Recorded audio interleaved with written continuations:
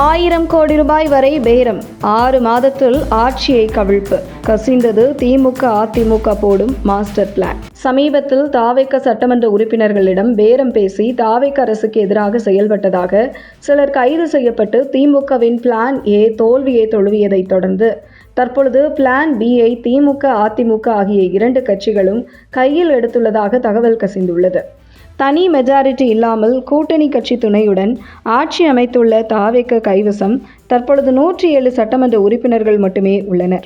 ஆகையால் தாவேக கைவசம் இருக்கும் 107 சட்டமன்ற உறுப்பினர்களில் குறைந்தது 10 தாவேக எம்எல்ஏக்களையாவது ராஜினாமா செய்ய வைப்பதற்கான வேளையில் திமுக மற்றும் அதிமுக ஆகிய 2 கட்சிகளும் இணைந்து செய்து வருவதாகவும் இந்த செயலுக்காக சுமார் 1000 கோடி ரூபாய் வரை வாரி இறைக்க திமுக அதிமுக ஆகிய 2 கட்சிகளும் தயாராகவே இருப்பதாக கூறப்படுகிறது.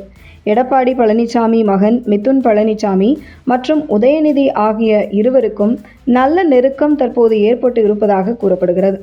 மொத்தம் தற்பொழுது வரை 234 சட்டசபை தொகுதிகளில் 7 சட்டசபை தொகுதிகள் காலியாக உள்ளது. மேலும் தாவேக சட்டமன்ற உறுப்பினர்கள் குறைந்தது 10 பேர் ராஜினாமா செய்ய வைத்தால் மொத்தம் காலியாக உள்ள 17 தொகுதிகள் போக 217 தொகுதிகளில் 109 தொகுதிகள் காண்பிக்கும் கட்சியே ஆட்சியை அமைக்க வாய்ப்புள்ளது.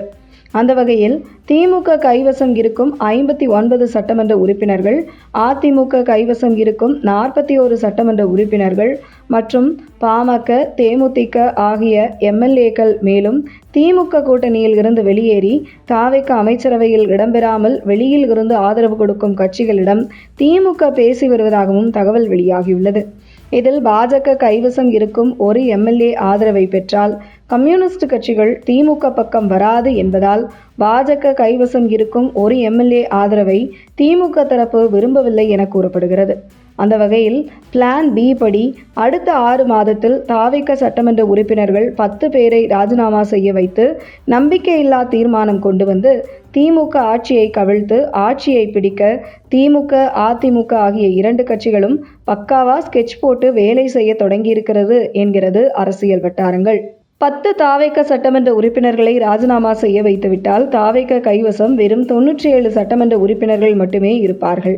யார் 109 சட்டமன்ற உறுப்பினர்களுடன் மெஜாரிட்டியை நிரூபிக்கிறார்களோ அவர்கள் ஆட்சி அமைக்கலாம். அந்த வகையில் முதல்வர் பதவியை மட்டும் திமுக ஏற்றுக்கொண்டு அமைச்சர் பதவியை அதிமுக மற்றும் கூட்டணி கட்சிகளுக்கு கொடுத்து விடுகிறோம் என சிறிய கட்சிகளிடம் திரைமறைவில் பேசி வருவதாக கூறப்படுகிறது. அடுத்து ஆட்சி அமைத்த பின்பு காலியாக உள்ள 17 தொகுதிகளில் இடைத்தேர்தல் நடத்தி அதில் 10 தொகுதிகளில் வெற்றி பெற்று தொடர்ந்து ஆட்சியை கூட்டணி கட்சி துணையுடன் முழுமை செய்யலாம் என திமுக அதிமுக 2 கட்சிகளும் திட்டமிட்டு வேலை செய்ய தொடங்கி இருப்பதாக அரசியல் வட்டாரங்களில் பரபரப்பை ஏற்படுத்தி இருக்கும் நிலையில் இந்த சதியை முறியடிக்க தாவேகவும் அலர்ட்டாக இருப்பதாக கூறப்படுகிறது.